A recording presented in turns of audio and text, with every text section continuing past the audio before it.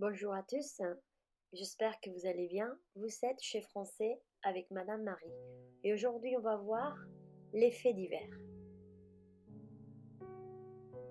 Alors, qu'est-ce que c'est un fait divers?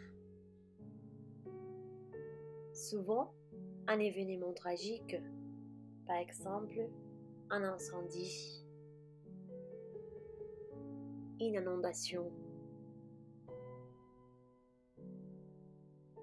un crime, un assassinat, un enlèvement, un viol, une disparition, un accident. Quels sont les motifs? Parfois, ils sont causés par l'amour, la religion, l'argent, la vengeance, le racisme. Alors, d'autre part, qui sont les personnes? On voit par exemple des côtés des bons, la justice, le policier, un gendarme, un enquêteur, le témoin, les juges, la victime, un mort, un blessé, un noyé. Et si on voit les coupables, on voit par exemple un pyromane, un malfaiteur, l'escroc, le falsifiant, le terroriste, le voleur, l'assassin, le criminel. Ça, c'est les personnes qu'on peut trouver justement quand on parle de faits divers. Et si on doit vérifier si c'est innocent, coupable, suspect, accusé. Et ici, on passe justement l'enquête. Il y a des témoins, des victimes qui peuvent justement nous faire des descriptions physiques des coupables ou des suspects. Et tout ça, la description physique, on l'a fait à l'imparfait. Par exemple, il avait le visage rond, les yeux globuleux, le visage triangulaire, le visage carré avec les yeux cernés, ou le visage ovale, les yeux bridés,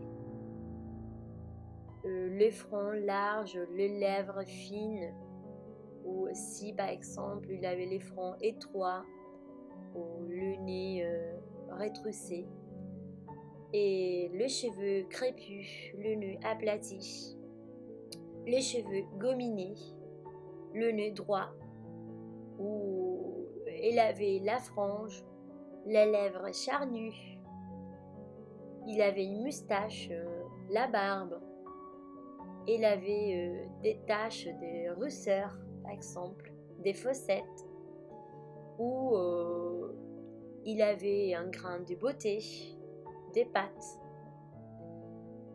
Tout ça à l'imparfait. Ok.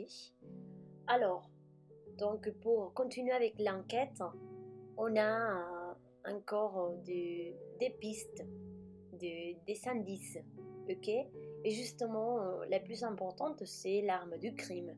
Par exemple, on a trouvé un couteau, ou il y avait un poison, un revolver ou un briquet.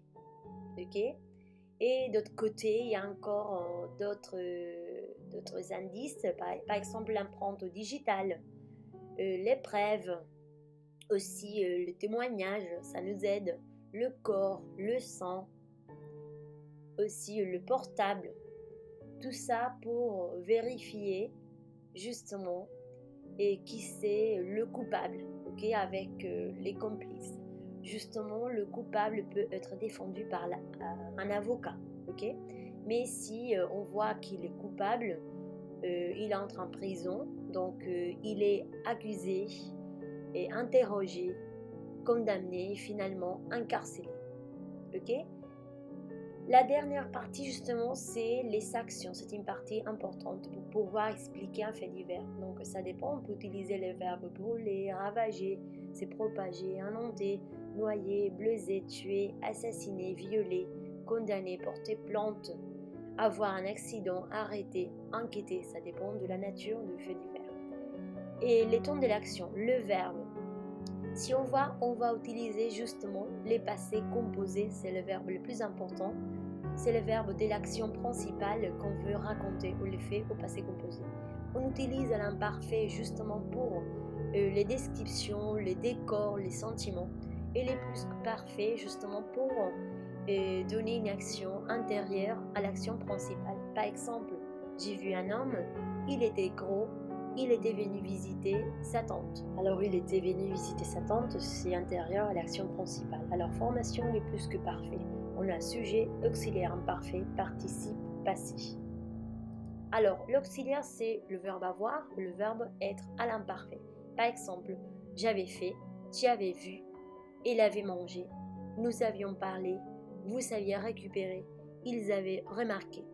Avec le verbe être, j'étais parti, tu étais arrivé, il était venu, nous étions allés, vous étiez montés, ils étaient aperçus.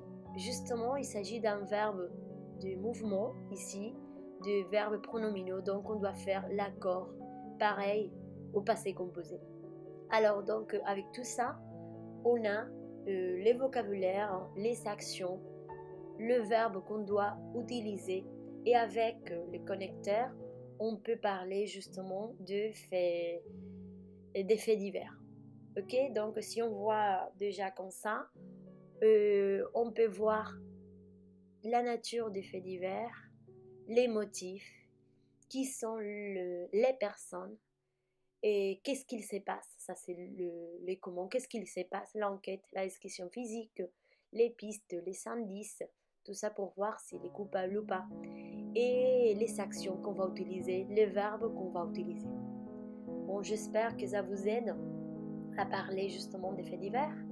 Et voilà, j'espère que vous continuez très bien et je vous dis à la prochaine. Au revoir.